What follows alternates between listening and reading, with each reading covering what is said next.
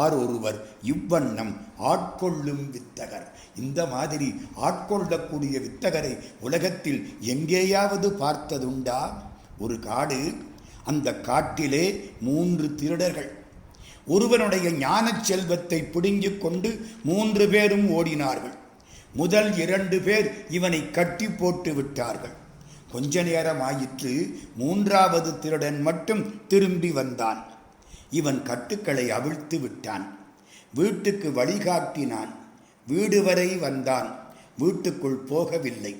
வேண்டாம், நான் போகிறேன், இனிமேல் இருந்தால் போலீஸ் பிடித்து கொள்ளும் என்று 3வது திருடன் போய்விட்டான். இதுதான் நம்முடைய வாழ்க்கை. காட்டிலே உள்ள மனிதன் இந்த ஆன்மா. 3 பேர் திருடர்கள். தமோகுணம், ரஜோகுணம், சத்வகுணம். இந்த 3 பேரும் சேர்ந்து நம்மை கட்டி போட்டு விட்டார்கள். ஞான செல்வத்தை பிடுங்கிக் கொண்டு தமோகுணமும் ரஜோகுணமும் நம்மை கட்டி போட்டு விட்டு போய்விட்டார்கள். சத்வகுணம் கொஞ்ச நேரத்துக்கு அப்புறம் வந்தது, நம்மை அவிழ்த்து விட்டது, வீட்டுக்கு வழிகாட்டியது. ஆனால் வீடு வரை வந்தது, வீட்டுக்குள் வரவில்லை. வந்தால் போலீஸ் பிடித்து கொள்ளும், வரமாட்டேன் என்று சொல்லிவிட்டு போய்விட்டது.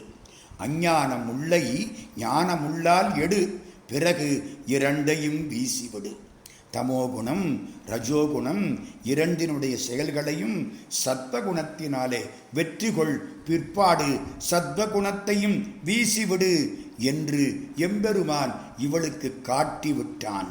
கண் பனிக்கும் கை கூப்பும் கண் 3 நண்பனுக்கு என்னை நான் கொடுப்பேன் எனும் வன்பொனித்தென் வலஞ்சுழி மேவிய பண்பனிப்புனை செய்த பரிசு இதே என்று அப்பர் சுவாமிகள் பாடுவாரே, அது மாதிரி இந்த பெண்ணை இறைவன் ஆட்கொண்டு விட்டான்.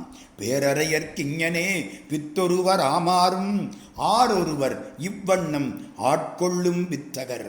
அவருடைய தாளில் நாம் வாருருவப் பூன்முலையீர், வாருருவப் பூன்முலையீர். அந்த பெண்களை அழைக்கக்கூடிய வார்த்தை இது.